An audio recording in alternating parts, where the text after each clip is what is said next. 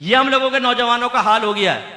इसलिए टिकटॉकर बने हुए हैं साहब, ट्यूबर बने हुए हैं, यूट्यूबर, वो अपलोड कर रहे हैं उसमें उल्टी सीधी चीजें, और हम जैसे लोग फॉलोइंग कर करके, किसी को 40 लाख की फॉलोइंग दी हुई है, किसी को 20 लाख की। आप भी जुर्म में बराबर के शरीक हैं, याद रखें। वो तो अपना नंबर बनाने के लिए, पैसों के लिए कहते हैं सब्सक्राइब कर दें मेरे चैनल को, बेल आइकन पे क्लिक 2 दफा मार दें, नोटिफिकेशन आपके घर पे पहुंच जाएगा।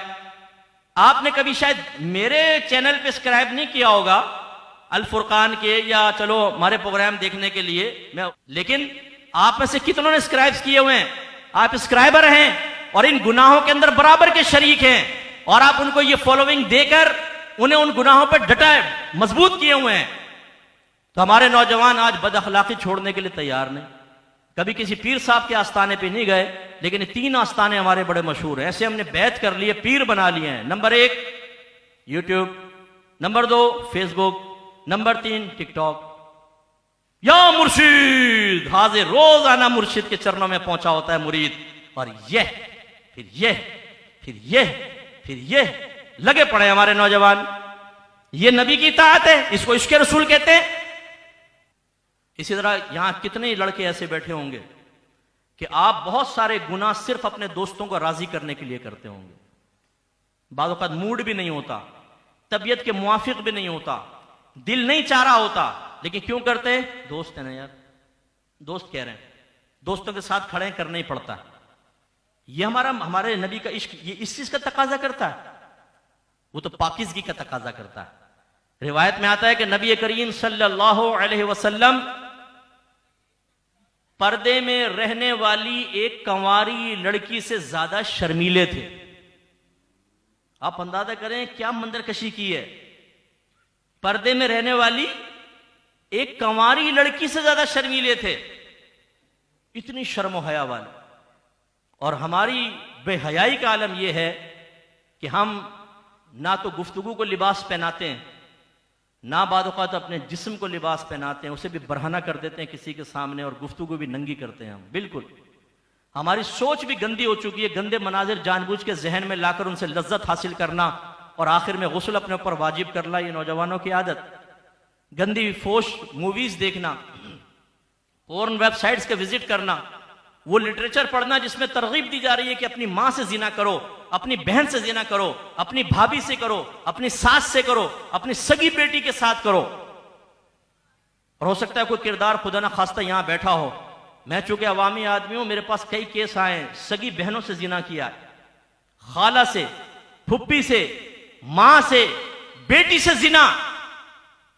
जब कोई अल्लाह के नबी के इश्क का मजाक उड़ाए, जब कोई तालीमात इस्लाम को नजरअंदाज करके मामूली समझे, तो अल्लाह ताला उसको क़ारे ज़िल्लत में गिराता ही है। तो फिर ये हमारा हाल होता है कि आईना देखें तो अपने आप से शर्म आए कि हम नबी के नाम लेवा हैं और कोई बात अपने नबी की मानने के लिए तैयार नहीं।